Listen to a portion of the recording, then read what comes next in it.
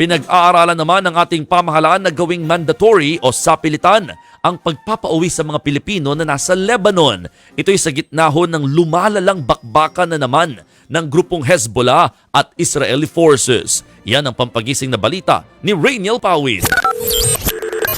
Payak at tahimik ngayon ang sitwasyon sa Beirut, ang sentro ng Lebanon.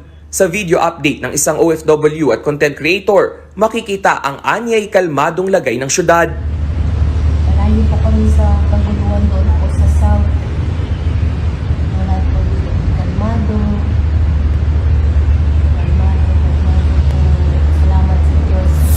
Taliwas ito sa sitwasyon sa timog na bahagi ng bansa kung saan kaliwat kanan ng pambobomba. Yan ay dahil sa nagpapatuloy na bakbakan ng grupong Hezbollah at Israeli forces. Ayon sa Israel, target nila ang umano'y imbakan ng armas ng militanteng grupo na kaalyado ng Hamas. Nauna nang inatake ng Hezbollah ang Israel bilang pagkondena sa pag-atake nito sa Gaza. Bagaman hindi gaanong ramdam sa Beirut, pinaalalahanan ng Embahada ng Pilipinas ang mga Pilipino na walang ligtas na lugar sa panahon ng gyera. Recently, there have been sonic booms. Yung naririnig yung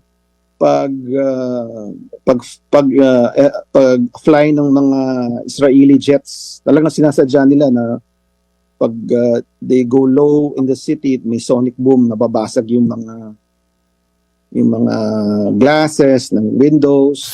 Dahil dyan pinag-aaralan na ng mga otoridad na isailalim sa Alert Level 4 ang Lebanon. Ibig sabihin yan, magiging mandatory o sapilitan na ang pagpapauwi sa mga Pilipino. We are actually preparing na for in that eventuality kung talagang if it comes to that. Raising Alert Level 4 is we'll just have to see, we'll have to monitor. Kasi nga po, voluntary repat. Ilan lang po ang nag-avail. How can we force people to to go into these shelters kung ayaw naman nila?